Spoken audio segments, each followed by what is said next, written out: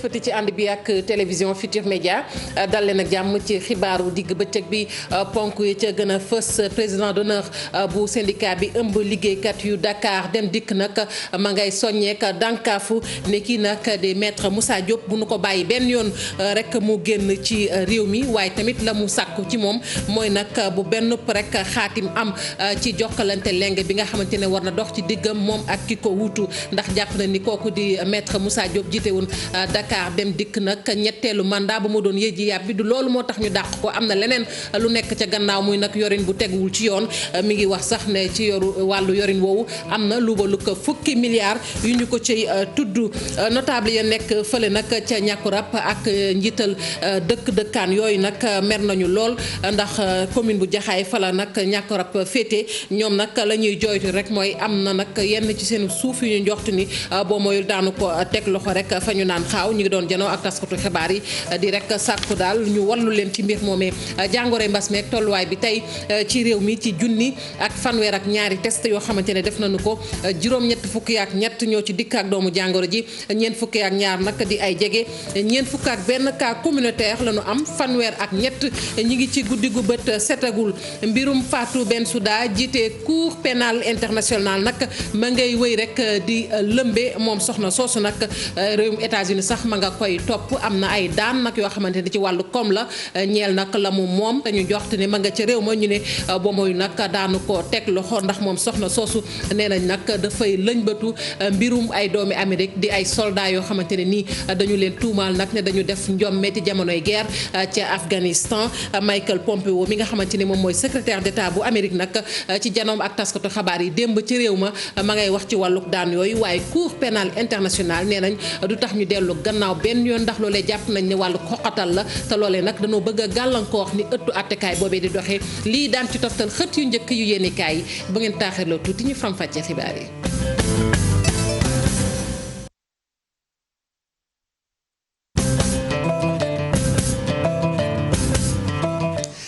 daleen jàmm ci xibaaru digg bëccëg bi ni ma ko waxee woon ci ndoxte li président d'honneur bu syndicat bi ëmb liggéeykat yu Dakar Dem Dikk di Mamadou Goudiaby nag ma ngay soññe daal ci mbirum maître Moussa Diop moom moomu nag mi ngi wax ni xaatim bi nga xamante ni jëm na ci jokkalante lenge diggam ak kaka fas yéene rek kaka wuutu sax ba noppi ca kon bopp nag kër googu bu ñu bàyyi mu amagum nañu xaar rek fileek li ñuy wër leer ndax moom moomu di maître Moussa Diop xam nañ ni ñetteelu mandat bi la ñu njort ni moo tax ñu dàq ko waaye nee na am na leneen la nekk ca gannaaw ndax mbiru luubal sax mi ngi koy wax ak mbiru ko yorin woo xamante ne dëppoowul ak yoon maanaam ñàkk goo xamante ne kër googu di Dakar Dem Dikk ñàkk na ko ci koppar ñu xayma ko rek ci fukki milliards tey nag moo nekkoon ganuk info du matin ñu teewlu ko ci micro Chérif Dia. Du troisième mandat moom moo bëgg a forcer départ am parce que xam na ne on avait déjà envisagé woon nañu xam na ne dëgg na ne informé ñu ko ne dañ koy dàq à cause de sa gestion. boo calculer diggante 2018 2019 Moussa Diop taxañ na 61 milliards taawul kaar yaa ngi paan ñu dàqala le 2 ngay ñaan ñu bàyyi la le 4 nga dem France ñun dañoo xam la ngay àndaale dañoo xam ndax di nga dem di nga ñëw affaire u Lamine Diouf fii la ñu fekk le puissant directeur général de l'IPRES def fi ay tooxi doonu yu rëy bi mu demee France laqatu ji kenn mënu ko jël mu ko faa jëlee parce que c'est un citoyen français. waaw le nouveau ñu ngi koy dalal jàmm léegi nag moom li ma koy conseiller bu ñëwee di signer aveuglément les documents de passation de service dana gàddu l'impact de la mauvaise gestion de Moussa Diop. buy signer les documents de passation de service il n'a qu'à le faire sous réserve de l'inventaire ou de l'état exhaustif de la situation de Dakar Dem Dikk balaa muy signer. mu ngoog ñu wax rek ci ñetteelu mandat bu président Macky Sall ñi ànd ak moom nag mbaadu ku tudd ñetteelu mandat boobu am lu la ca fekk mooy laaj bi samp ndax gis nañu ne ki ci mujj nag te maître Moussa Diop gannaaw rek génn bi nga xamante ne génnoon na ko moom it wax ci ñetteelu mandat boobu gis nañu ne yàggul dara daan woowu nag tegu ci ndoddam mu doon loo xamante ne ñu ne ndax président Macky Sall ni muy doxalee taxul rek saa su ne ñenn ci jegeñaaleem di génn nag di ŋàññi li nga xamante ne rek noonee la ñu jàpp ni xëy na fas na koo yéene doxalee ci ñetteelu mandat ñu ànd ceeg Mame Birame Diouf mi ñu ci defal ab jàngat. mel ni doon na poñ nga xam ni nag kon président Macky Sall bëggul kenn ku koy yëkkati ba tax sax ña nga xam ni dinañ koy jot di junju ak da ca am taxawaay gu leer mel ni ñetteelu mandat président Macky Sall mënu ko amal ndax loolee dëppoowul ak constitution bi wax joojee di jur kon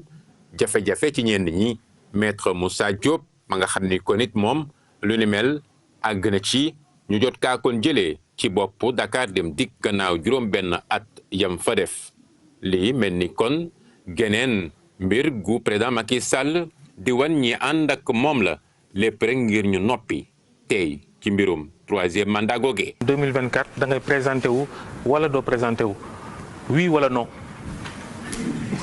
du nekk oui du nekk non. yeneen i kàddu yu mu jotoon a yëkkati sax ba tey yooyee doon loo xam ne nag am na xel yu mu jaxase. mais le nombre de mandats c'est réglé depuis très longtemps c'était 2 mandats. di fàttali kon ki fi doonoon directeur des Sénégalais de l'extérieur di Sori Kaba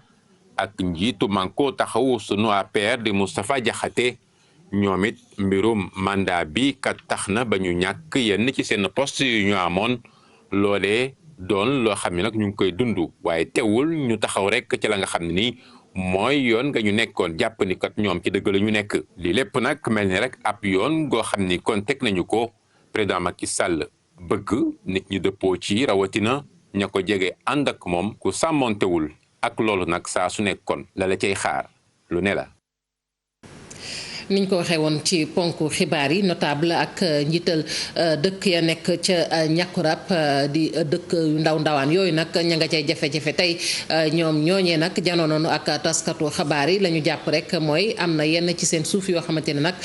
fas nañu ko yéene rek saax-saaxee mu nar a nekk ci loxoy ñeneen te loole nag bëgguñu koo seetaan benn yoon ñu ne kilifay réew mi nañu ci wax balaa rek làmbaay di ñaaw seenu caama. seen ndaje ak taskatu xibaar yi ñii di ay notable ak ay chef de village yu ñàkkurab di ñaawlu nag nee nañ tegug loxo barab bi ñuy duppee xaaw mu doon nag barab boo xam ne bi daanaka ñoom ñëpp fa la ñuy béy di dundee. vallée de xaaw nag dafa am au moins juróom fukki grande famille du village traditionnel de ñàkkurab yu fa tooloo maanaam yu fay béy te famille bu boo ne benn famille boo jël mën nga ko multiplier par 4 donc au moins il y a 200 personnes yoo xam ne ñu ngi foofu ci vallée bi di liggéey vallée boobu ñun ñàkkurab amuñu lu dul moom bu ñu ko ñàkkee xamu fu ñu jëm. Aminata Ndour nag dafa mel ni séeréer la mu jox procuration rakkam bu ñuy wax Maam Kouma Ndour mu ñuy essayer manipuler di ñu traîner devant la justice du Sénégal. Le Sénégal est un pays de droit donc Aminata Ndour na xam ne tooñ na waa ñàkkurab te ñàkkurab day bàyyi njur daanaka ku ko masaan tooñ di nga ko diggaale kat nag lañ.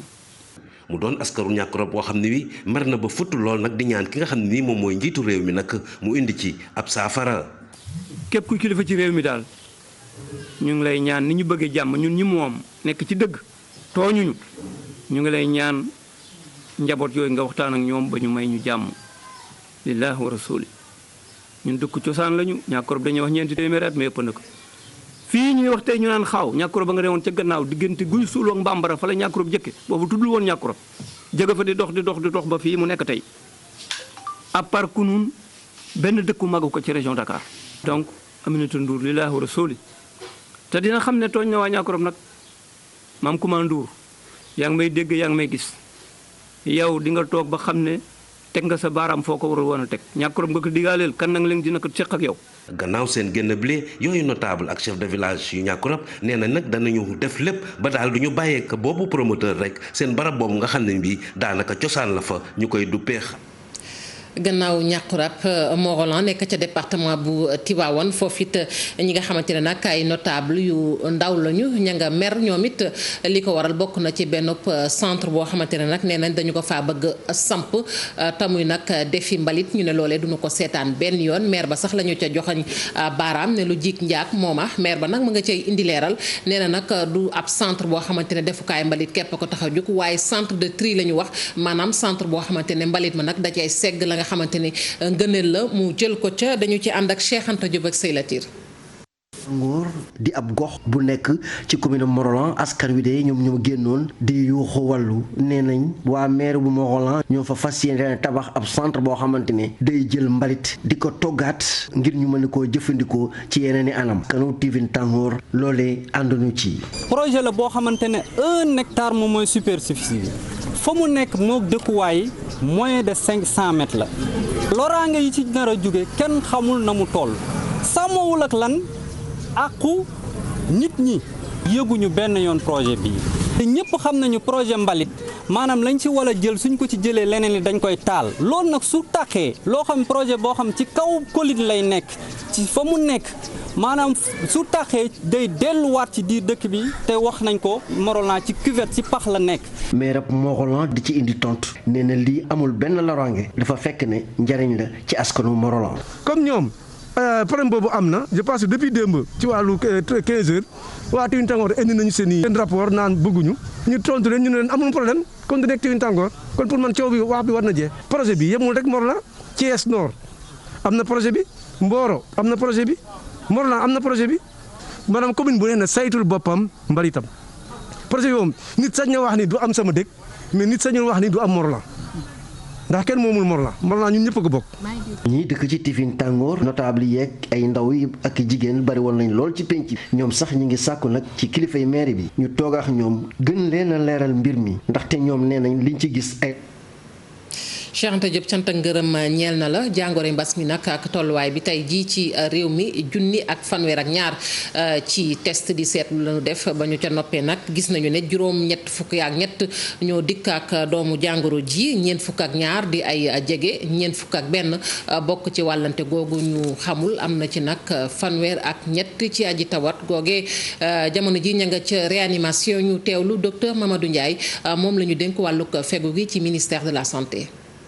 ci 1,000 test yi ñu jot a def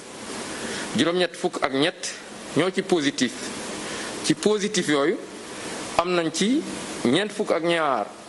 mooy cas contact mooy ñi nga xam ne jot nañu feebar bi parce que dañoo jaxasoo woon ak ñi yore doomu jàngoro ji am nañ ci ñeent fukk ak benn cas communautaire mooy ñi nga xam ne jot nañ ci doomu jàngoro ji waaye xamuñu fu ñu ko jëlee ñooñu nag seen lim nii la tëddee. Thiès am na ci juróomi cas communautaire Gibraltar am ñaar Grand Dakar am ñaar Guédiawaye ñaar Kaolack am ci ñaar Kédougou ñaar Mariste am ci ñaar Mbao am ci ñaar Parcelles Assainies ñaar Sédhiou am ci ñaar Tivaouane am ci ñaar Yeumbeul ñaar Ziguinchor ñaar Fatick am ci benn Ngor benn Ouakam benn Ouest Foire benn Passy am ci benn Pikine benn Point E benn Rufisque benn Saraya am ci benn Sicap Liberté 2 benn Touba benn ak Yoff benn ñeent fukk ak juróom-ñaar si malade yi ñu entré woon hôpital wér nañu bés ni ki tey dinañu génn bu ci yàlla àndee 1,000 ñu nga réanimation kenn ñàkkul bakkanam bésu démb alarba 2 fan ci weeru septembre bi ñu nekk ñeneen ñi des hôpital ñu ngi am tan. Dakar Thiès Njaareem ñetti diiwaan ngi nii yoo xamante ni mbas mi sonal na leen ci réew mi moo waral nag tey service d'hygiène national di def rek kéemtalaay kàttanam ci ñetti diiwaan yooyu fexe nag ba loole nag gën nañu koo xam ci ñoom puudar dëkk ba su ko defee nag nit ñi mën a mucc ci mbas mi gannaaw nag jumtukaay yu am solo yoo xamante ni service d'hygiène jot na ko ci kaw loolu it ñi ngi xamle ne service d'hygiène dana def recrutement maanaam jël nag ay agent yu takku ngir gën a mën a ñoŋal liggéeyam bokk na ci nag ay sous-officier ak ki officier Habib Faye ak Modou Diop. ay jumtuwaay la yoo xamante ne du bees tàkk la te it di dernière génération ñoom nii lañu ko tegee ci oto yi di pick-up service national d'hygiène lañu yor fii bokk na ci ay pulvérisateur thermonébulisateur yoo xamante ne ni lii daana gën a mën a yombal seen liggéey équipement bi yëpp nag doon na loo xamante ne lu am doole la ñoo ngi koy jot ngir rek seen liggéey gën di mën di yemb. xeex bi ñuy xeex mbas mi moom rôle dafa nekk ci li ñuy wax prévention contrôle infection maanaam feebar bi ni muy wàlle moo xam ci barab yi ni faje la moo xam ci biir dëkkandoo yi la ni muy wàlle moom xeexam foofu la jëm moo xam day waxtaan ak nit ñi ngir di leen fàttali mesures barrières yi wala sax muy pomper barab yi nga xam ne nit ñi dañ fay dajee ndax gis nañ ne contamination yi lu mel ne marché yi boo gisee sax tëjoon nañ leen lu mel ne mosquée yi loolu tax ñu tëjoon leen waaye comme ubbi waat nañ leen war nañ leen di pomper régulièrement ba bu fekkente ne virus bi dafa nekk ci jaww ji ñu am produit yoo xam ne nii ak appareil yi ñu yor suñu ko pomper vraiment virus bi dafay dem ba faagaagal ko. Service national de l'hygiène ne dana gën a mën a wëyal liggéeyam waaye tamit des na koy moderniser yeesal li ni mel teg ci tamit dana gën a mën a jëlaat ay ndaw yoo xamante ne ay agent lañ ci lu takku. defe naa ne buñ ko boolee ak matériel yi ñu am ak jumtukaay yi ñu am gën a góorgóorlu defe naa ne ñun suñu rôle bi ñu am ci xeex mbas bi dana gën a kawe danañ ko gën a remplir comme ni ñu ko bëggee. opération de nébulisation bu am solo boo xam ne ni service d'hygiène daf koy def ci Dakar def ko Thiès def ko ci Diourbel ndax xam ngeen ne région yooyu mooy région yi nga xam ne ñoo gën a am ay malade ci en tout cas contexte Covid bi. ca Diamaguène Sicap Mbao la ñu ko amalee service national d'hygiène ñoom ñëw lancé opération d'intensification gi ñeel li nga xamante nit moo di Covid 19 gi loole dana ñeel itam yeneen gox fii ci biir réew mi ngir gën a mën a xeex doomu jàngoro bi gannaaw ba nga xamante nit ma nga ca lu soxal doomu jàngoro jooju sax ba tey Abi Faye fële nag ca France moom professeur bi ñu ràññee ko lool muy Didier Raoult nag daal dinañ koy rek kalaame fële ca ordre des médecins ñi ko def nag di waa société de pathologie infectieuse ñoom nag la ñu njoxtu ca Marseille boobu rek moo di ne dafay jalgati saa su ne tëralinu rek li nga xamante ne ni moom mooy charte bi ñu tënk nee nañ nag am na ci juróom-ñeent ci article yoo xamante ne da ko jalgati. te gis nañu ne saa su ne ma ngay jëli kàddu di wax léeg-léeg sax mu génnee foo xamante ne ñoom duñu doxalee noonu ñu jàpp nag loolee sax dafay gàllankoor seenub liggéey moo waral société boobu ma wax léegi de pathologie infectieuse bu langue française nag yegg rek ba ca conseil départemental bu ordre des médecins des Bouches-du-Rhône nag daal di fay rek déposé maanaam teg fa kalaame boobu ñu ne nag boo moyul daal leneen mën na kaa fekk ca liggéeyam dañu koy dànkaafu nag waaye mën naa dem sax ba ñu dàq ko ci li nga xamante ne rek moom mooy liggéeyam. ñu des ci wàllug wér-gu-yaram wax nag bi yoon ca Mbuur ak matuwaay yi nga xamante ne jël nañu ko ngir rek fexe xeex ndeeteelu jigéen ñi bloc opération bi nga xamante ne nag moom moo nekk fële nag ca district ba gën nañu ko joxi jumtukaay ndax soxna yi dañ daan rek toltalaan fu ne di dem nag ngir mën a mucc léeg-léeg nag opération sax war leen fekk ca yëf ya waaye nag daanaka booy xool duñu ko fekkee moo waral tey ñu taxaw ci dooleel nag bloc boobee am na ay jumtukaay yoo xamante ne jot nañu ko ni ki démb dañu ci ànd ak Abdourahmane Diallo. ay lalu hôpital ay matériel yu ñu dugal ay xale yu matagul wala boog ñu opéré ay matériel yu jëm ci wàllum opéré ak xeet gi ni mel loolu yëpp la ñu daal di jagleel waa district sanitaire bu Mbour mairie commune bi moom moo ko daal di def. sunu coopération moo ñu ko jox ak dëkk bu ñuy wax Aplabeek te dëkk boobu mi ngi nekk ci Dortmund en Allemagne loolu bi mu amee ñu indil ñu ko depuis le mois de mars waaye ñëpp xam nañu Covid bi depuis le mois de mars gaa ñi kenn toogul matériel bi aussi ñu jël ko denc ko suñuy magasin di xaar bés bu gën a rafet bés bi gën a rafet mooy docteur Fatma mii nga xam ne moo yore district sanitaire Mbour dafay tabax bloc sanitaire boo xam ni yaakaar naa booy wër Sénégal li nga ko fi gis du bari matériel bi de valeur 40 millions. matériel bii nag jamono ji mu yooye mooy jamono bi ko district bi soxlaa bu ñu sukkandikoo ci ñu ko jiite ñuy xamle ni sax dina bokk ci luy xeex jigéen yi di ñàkk seeni bakkan bu ñuy joxee doom waaye tamit xale yu juddu far génn àdduna. dina gën a dimbale ñu ci ndeeteel jigéen yi am doom parce que daf ci am ñoo xam ne ñi dinañ toll foo xam ne opération la ñu war a def opération boobu nag bu fee bloc Grand Mbour fonctionné wul balaa ngay yóbbu Thiès ak feneen musiba mun na am kon nag bu ñu ubbee bloc bi dina fi baax. ñu ŋànk district sanitaire bi di xamle ni bloc opératoire bi boo gisee tijjeeguñu ko ba léegi ay réglage yu ndaw lañ nekk di amal laataa ñuy tàmbali. ma ngoog ñu wax rek ci wàllu njàng meek njàngale mi ñeel daara yu kawe yi ci réewum Sénégal gis nañu ne benn fan ci weeru septembre ci la ñu waxoon nag ci la rek kon daara yi di ubbi seeni buntu waaye lañu seetlu bis ba daara yu baree bari ci réew mi dañu ne ràpp tëj ndax ñaxtu bi nga xamante ni ñi ngi koy ñaxtu jàpp nañ ni matuwaay ci wàllu wér-gu-yaram dafa des ak yeneen yoo xamante ne boobu ba tey ñi ngi koy jooytu loole nag ñu ne boo moyul dana gën a gàllankoor li nga xamante ne moom mooy njàng mi te bu ñu xoolee calendrier boobu ñoom ñi nga xamante ne nag ñoo ko sekkoon waxtaanoon nañ ci ba déggoo ci Aminata Mbaye Sow.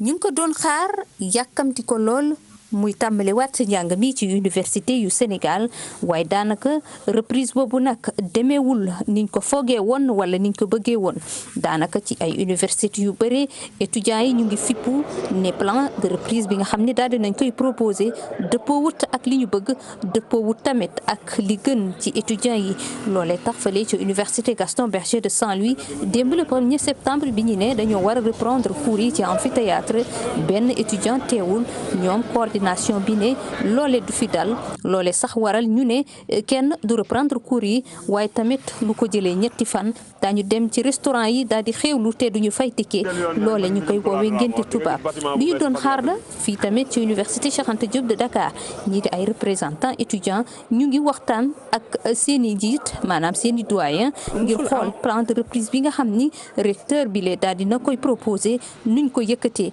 ndaxte ñoom dàpp nañ ne du dëgg benn yoon te jaaduwul ñu ne ñi nga xam ni ñoo nekk licence 3 ak master 2 ñu njëkk te monte ñi gën a nekk ci ay jafe-jafe mooy ñi nga xam ni dañuy tàmbale dal ci biir université maanaam ñi nga xam ni ñoo nekk licence 1 looloo waral daanaka université Cheikh Anta Diop de Dakar reprise globale moo fay mujj am bu ñu sukkandikoo ci li ñu étudiants yi lay wax lii lee lu ñu xaaroon la am déet wala sax université yi nga xam ni ñoom ñooy université publique sénégalaise anticipé wu ñu woon ci question yi nga xam ni étudiants yi daal dinañ koy posé lu mu ci mën a doon tiitaange daal dinay juddu interrogation tamit bu ñu jàppee ne déjà année universitaire bi taga tembe na ak lii di Covid 19 bi lee daal di retardé cours yu bëree fële ca université bu Bambey moom it daanaka noonu la mbir mi tëddee ca université bu Ziguinchor nag moom dañoo sax faf amal année blanche ndaxte Covid bi daf leen fekk ci ay jafe-jafe li lee lépp nag di ay question yoo xam ni ñu ngi koy yëkkati te ñu jàpp ne fi mu toll ni kenn xamatuñu ban tànk la ñuy feccee étudiants yi bu ñu wéyalee seen doxalin ndaxam année bi dina baax ndaxam dañ ko mën a valider ndaxam dañu jàng lu mat ngir ñu mën a valider seen année universitaire boobule li lépp nag di ay wax lii lépp nag di ay question yoo xam ni dañ ci war a réfléchir ndaxte tamit dañoo war a adapté wu ci contexte bi nga xam ni pandémie Covid 19 moo ñu ko dicté. Aminata Mbaare Sow ñu des ba tey ci wàllu ko njàng mi wax nag bi yoon ci daara yi nga xamante ni danoo ne fii ci réew mi nag di jàngale ci yeneen i programme yoo xamante ni ña nga rek kon tënku ci yeneen i réew gis nañu ne daara yooyu tamit ñaari fan ci weeru septembre la ñu waroon ubbi seen i buntu waaye mujj la sotti ñooñu nag nga xamante ne ñoo fa nekk mbaa boog sax waajur yi nga xamante ne ñoom la seen i doom di jàngee ca daara yooyu ñu ngay naqarlu lu ni mel ndax jàpp nañ ne wàllu mbas mi sax daara yooyu dañu leen caa xaw a fàtte ñu ne nag boo moyul daañu toogaat kon ba weeru novembre kenn nag ca waajuru ndongo yooyu Fatimata Diallo lañu koy wax seq na waxtaan ak Maymuna Njaay ñu teewlu ko.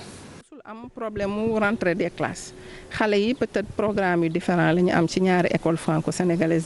franco-sénégalaise yi mais ñu mës a bokk calendrier mës a bokk ni ñuy tijjee vacances yi ñuy jël ak yëpp nag parce que mënuñoo comprendre bu contexte Covid amee kii bi ci ñëpp la tooke bi mbas bi ci ñëpp la dal donc même bu dee dañu ne risque bi daf fi nekk mais buñ waruñu autoriser ñu tijji école bi ci boppam la ñuy tëj mais dès lors que école bi tijji na man pour man élèves yi ñu inscrire régulièrement ci école bi ñu fiy jàngee boobu ba léegi warul am discrimination kii tey la war a ñëw kii daa war a xaar ba novembre loolu moom vraiment ñu ngi ci woo ministre de l'éducation nationale mu jàppale ñu ci revenir ci décision boobu suñu doom yi retrouver les chemins de l'école parce que protocole sanitaire yi ñu fi def ay protocole sanitaire yu baax la parents yi responsable ñu observer ko. waxoon nañ ko ci ponk yi njiital nag cour pénal international di rek Fatou Bensouda moom nag ay daan daal ma ngay yoot ci ndoddam daan yoo xamante ne ci wàllu koom la ñeel moomee lam ñu jàpp ni mën na ko am fële nag ca réewum États-Unis moomu nag tey moo ko tegi daan ndax jàpp na ni kër gi di CPI di ëttu àttekaay bi nag ma ngay doxalee ci noo xamante ne dëppoowul ak yoon moo am ci nag ay doomi Amérique di soldat yu ñu tuumaal ni dañoo defi rek njombe ci jamonoy guerre fële ci Afghanistan moo waral sax démb bu ngeen xoolee nag ki nga xamante ni moom mooy secrétaire d'État bu Amérique di Michael Pompeo nag janoo ak taskatu xabaar yi doon wax rek ci mbirum soxna soosee nag waaye CPI moom it ma ngay dànkaafu ndax jàpp nañ ni wàllu ko xoqatal la ndax loolu nga xamante ni Amérique mi ngi ko rek nam ma amal dafa doon loo xamante ne tegu ci yoon ndax dañoo bëgg kër gi nag di CPI daal ñu tënk ko ci ni muy doxalee ci wàllu yoon te loolu duñu ko nangu tey tey du ñu ko nangu ëllëg. CPI tey la gën a taxaw ci aar ñi nga xamante ne ni ñoom ñoo fa nekk du moom képp la daan yooyu yoot bokk na nag ci kenn koo xamante ne ma nga ca bureau ba ñu gën koo xam rek ci Pakiso monsieur Choco Magog mu nekkoon tënk ñeel CPI ñu jàll ci xët yu njëkk yu yéenekaay yi ak El Hadj Hassan Gueye. Dakar dem dikk la yéenekaay yu bari xëye tey ci alxamis ji ñetti fan ci weeru septembre 2020 l'observateur ne waxi troisième mandat aw lay rek la waaye la ko dem loo ci Dakar dem dikk mooy ub rapport ci tolluwaayu kër ga di ci mbiri koppar ak dund ak nekkinu liggéeykat ya yéenekaay bu groupe Futurs Médias ne jafe-jafe yi kër ga laxasu woon mbas mi ñëw daal di ko gën a taral dafa dem ba daanaka bouton bi xonqee fu ne ba yenn ci banque sax wanoon ginnaaw Dakar dem dikk observateur ne bi ñu ko woowee téléphone nag moom maître Diop la mu wax ca tegu ca baat beneen mooy gërëm na président Macky Sall ci dàq gi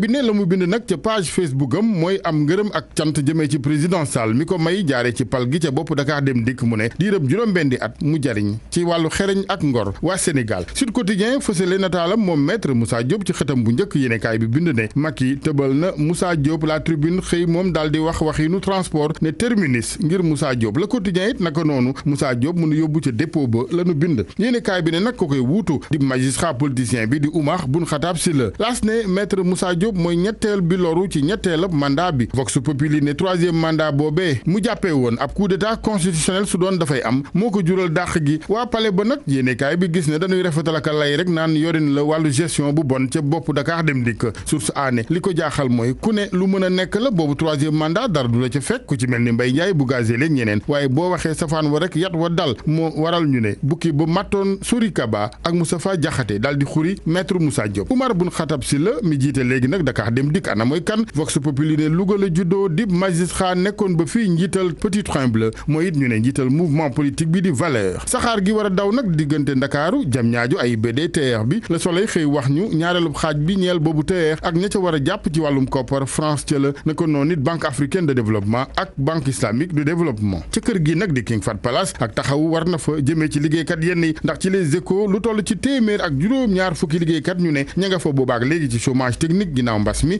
ca seeni payorit lañu cay jot mooy dañu koo xaaj ñaar soxna si di Véronique Ndour di délégué syndical foofee naan ci yéenekaay bi yëf yi métti na foo ko natt wees na fa am na fa sax mu ne liggéeykat yoo xamante ni dañuy wër-wërloog seen borom kër yi leen luyee mënatunoo fay am ca ñu mënatunoo joxe dépense bëccëg gu ca ne tabaski gi nu génn sax mu ne moo mujj jëndal ñenn ñiy xar ci yooyu jamono liggéeykat yi takk ndigg yee sonn mu ne am na fay directeur yu fay kuy million ca chambre de commerce am Ndakaaru moom la fa fës réeroo la diggante njiit la Ablaye Sow ak Serigne Mboup mi jiite chambre de commerce bu Kaolack yéenekaay bi di l'info xëy tontub njiital chambre de commerce am Ndakaaru jëmee ci moom Serigne Mboup mu ne wooteeg budget gi nag fa la coow la ne jib ca moom Serigne Mboup la mu gisoon mooy ni danoo war a séddale koppari chambre de commerce am Ndakaaru mbooloom fukk ak ñeenti chambre de commerce ci diwaani ca loole du li nga xamante ni moom la yoon wax mu ne Ablaye Sow ne fi yëf yi gën a tare nag mooy fi Serigne Mboup doon sàkkoo poste fii ci Ndakaaru ca nekkoon ba noppi njiital chambre de commerce am Kaolack mu lankal ko le témoin ne bureau chambre de commerce am Ndakaaru indil nañ tontu patron bu CCBM Serigne Mboup dàqunu sax xalaatab yóbbu ko ci yoon ndax diffamation ak yeneen wàllu politique enquête moom la mu xëye mooy kàkk gi yëf yi ne kàkk taxaw lu ñeel élection gox-goxaat yi yéenekaay bi laaj ana kan nag la yëf yi profito ndax mu ne ak opposition buy nelaw mel ni mu ñu pikiir ak majorité di parti fare nguur goo xamante ñoom dañoo laxasu daanaka ci xeexab coronavirus bi xeexin wi local yi dara wóorutul ya ci am geeg amalin wi waaye politologue bi Moussa Diaw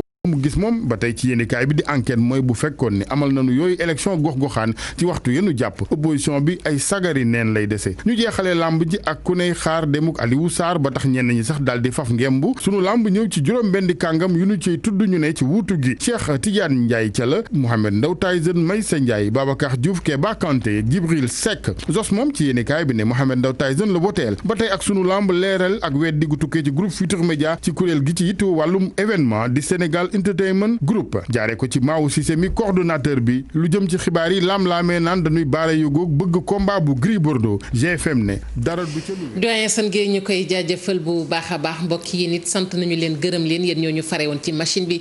ñi jàpp ci xibaar yi ba mu sotti Merry Bey mu mel ni maa nga ca geneen wet ga yaa ngi jàkkaarloog man Merry maa ngi lay nuyu. maa ngi lay delloo nuyu bi Fatou Kiné xam naa bu yeboo rek ñu taaxirlu te xam ni li nga xamante ni moom mooy xarala yi am na lu ca ruusee ñu umpale ko di ngeen ñu ko yeggale. incha allah ci kanam lay doon léegi 13h30 comme ni ko xale yi di waxee heure bu baax mi ñu daal di leen faram-fàcceel lépp li nga xamante ne moo xew ci réseaux sociaux yi. ma ngoog ñu leen di jaajëfal rédaction bi dig na leen daje ci yeneen jotaayu xibaar ñu leen di ñaanal kenn dalug jàmm te di ko sàkku ci yéen.